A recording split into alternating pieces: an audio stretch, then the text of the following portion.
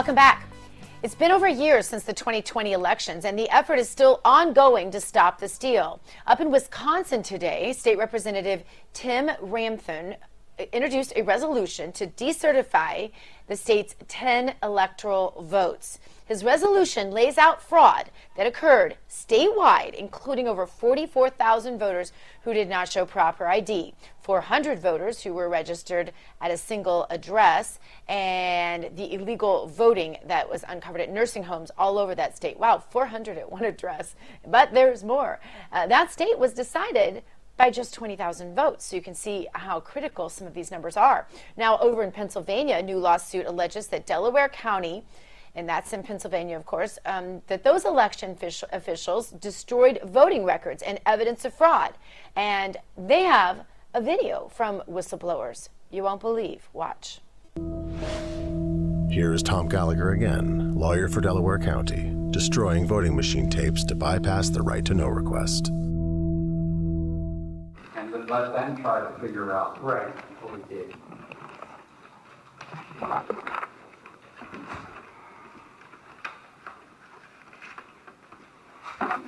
Tom, why do you have to rip it off? It makes you feel better?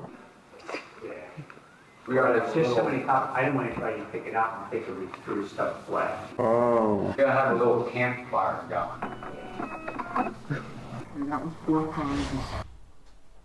Now, those tapes you see there being torn up are essentially receipts that show the number of votes for each candidate produced by the machines. But that election official did not want anybody to see them. And if you think that is bad, here's more. This is Jim Savage and James Allen discussing getting rid of the pads and second scanners. Pads and the second scanner. We got to talk about it now. Wow. What's done? What's done? It's a felony. He says that's why we can't talk about it. Well, Greg Sundstrom is one of the whistleblowers who was part of the lawsuit against that Delaware County, Pennsylvania, and he joins us right now. Greg, thank you for being with us. Greg, I guess the first question I have to ask you, because it's absolutely glaring to me, is why am I not seeing this? It's my job as president of programming here at RAV to watch all the networks.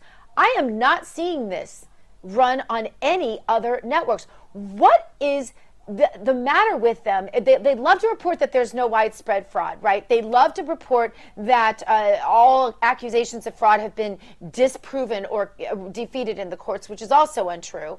But this is hard evidence, Greg, and media is not even showing it. Well, the reason they're not showing it is it destroys the narrative. As you said, the narrative of we started out in the election, the most safe and secure election ever. And then we went to, well, there were some anomalies. And then basically they went to a narrative where, well, we stole it, but there's nothing you can do about it. There's no constitutional cure. We've got to do forensic audits. And the fact of the matter is nobody wants to come to a resolution. The reason you've never heard about this evidence, our case, the fact that we were in Commonwealth Court in Pennsylvania this morning is because we're seeking resolution and we're seeking a hearing where we'll be allowed to introduce our evidence. And they can't have that on either side. Why, though, Greg, are we just now seeing this video after over a year of listening to the "there's no fraud, look, continue on, no problem, nothing to see here" narrative? I mean, I would think we would have seen this sooner. Why haven't we? We had to do a civil lawsuit. There's several laws. There's election law. Election law generally is very near term. There's very tight schedules, 4 days, 10 days. There's certain things that you have to do within a certain time frame. Because we're just common citizens and we're not elected officials, we're not law enforcement, what we had to do is we had to do what they call in law as exhausting our administrative remedies. So because we had to approach this from a civil procedure and civil court, it's a different procedures. It takes longer. It It's very frustrating, but it is our venue. And I think the biggest reason is our elected officials, our judiciary, our law enforcement, they abrogated their duties. We were expecting them to do something, and all of them failed to do anything. They ignored their oaths, they ignored their duty, and they left it to us. And when you're working, I think, outside the system, it takes longer. It's a little less satisfying, but it's not too late. Our goal is to basically introduce our evidence and then hold people accountable. And that's what our goal is right now. And what kinds of evidence were destroyed specifically? How many votes does this put into question? Because we know the Commonwealth of Pennsylvania was decided by 80,000 votes, and we have definite proof of fraud here. So how many votes do we think came out of this one county that are potentially fraudulent? Well, it's not so much the fraudulent as what you can and cannot certify. And the bottom line is they should not have certified. In fact, it's our contention that they broke the law when they certified 327,000 votes. So that's the scope of the universe we're talking about here. It will be left to the proceedings and so forth that we're going to be going through to determine which of those are fraudulent. But it's our contention that the entire county should not have been certified. And how can we help? I always like to give this audience action steps. They don't want to just watch news. They want to know what they can do about it. What can they do to be helpful? I think number one, they have to keep voting.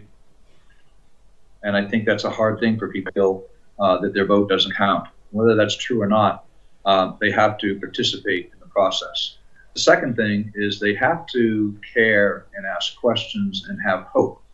A lot of the media, and I thank you for doing this today, Gina, Dr. Gina, most of the media has ignored this, and they would have you believe that there's no remedy, that it's too late. And what I saw was a lot of trolls today on some of the announcements, and if you look at some of these videos when they were released, there's quite a few trolls. They're not real people.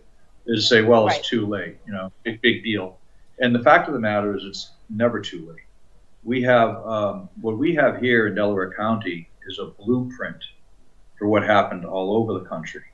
So our case is particularly important because this physical evidence is going to be the same in Wisconsin, Michigan, Georgia, Arizona. They all use the same procedures, the same equipment. So once we introduce our evidence, that's going to make it a lot easier and pave the way for these other states to show the same blueprint and the same election violations and the same fraud. Right. Well, critical. And I appreciate it. Greg Stenstrom, best of luck with your lawsuit. Do keep us posted. We want to get you back as soon as it progresses. Thank you very much. All right. Google at it again. They have now demonetized the oldest independent news site on the internet. WND has been in the sights of the left for a while, and Google is trying hard to bury them. The COO of WND joins us now. Elizabeth Farah, great to see you.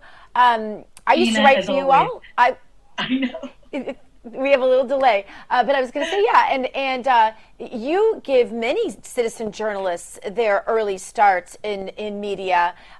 So is that what is so threatening about?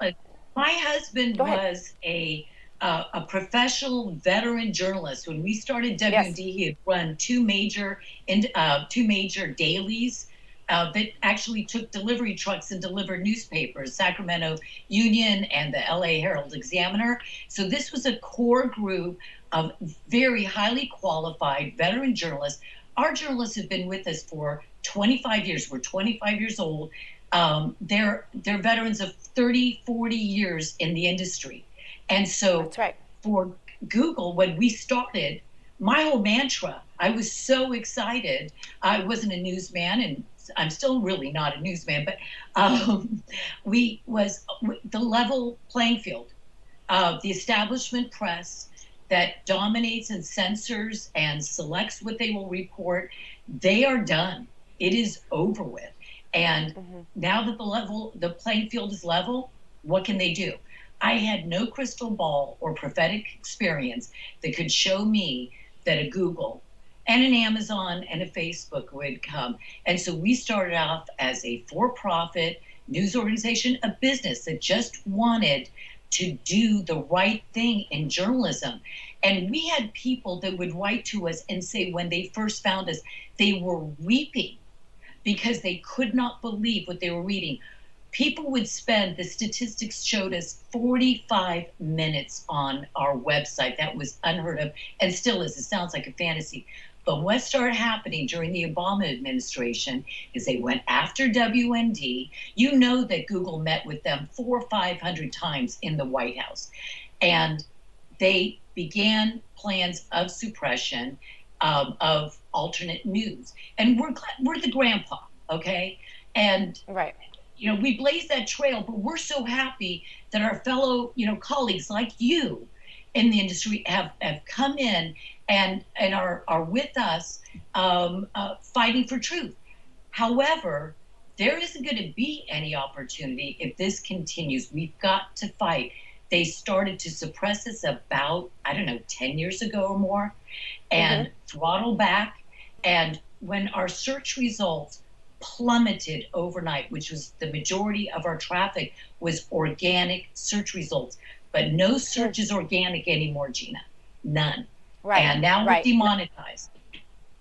Not on Google anyway. I always encourage people to use alternatives to them, such as DuckDuckGo. But and certainly those searches usually seem to be pretty fair. But what will happen to W&D after this? How can they continue since Google has taken this latest move to demonetize you? That's a good question. We've been dealing with this for, like I said, years now. And what we're just going to continue the same in the sense that W&D is as lean and mean as you can get. I wouldn't want to get any leaner because it'd be Auschwitz time. But the point is this. We have ways that people can help. And we've got to be out there fighting. And that means you and everybody needs to fight. And part of the way to do that, and there are so many, but for W&D would be to go to WND.com, worldnetdaily.com, and there should be a story up about this interview tonight and our demonetization. And there are links there. You can subscribe to, we have the most amazing monthly news magazine, Whistleblower, whistleblowermagazine.com. You can donate because now we have created a nonprofit, WNDnewscenter.org, and you can donate one time monthly. You can also sign up for our newsletter that's daily. That is advertising revenue for us. We've had to remove all Google, and something you probably know, Gina, but everybody doesn't, and that is this.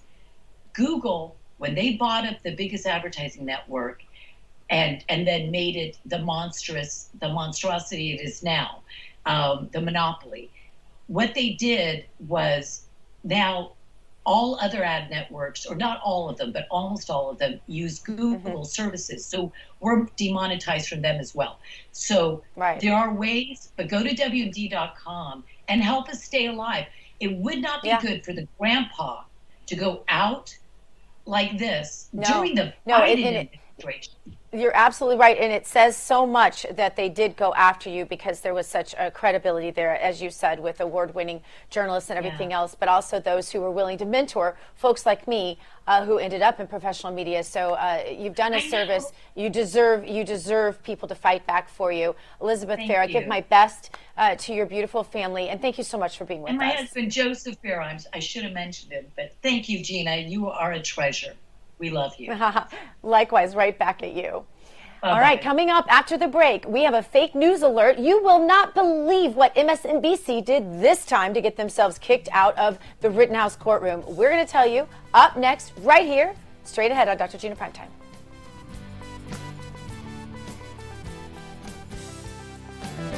There are places far from home that I dream when I'm alone. No one likes to be alone at night, so I packed my bags and I bought a flight. If I could get to London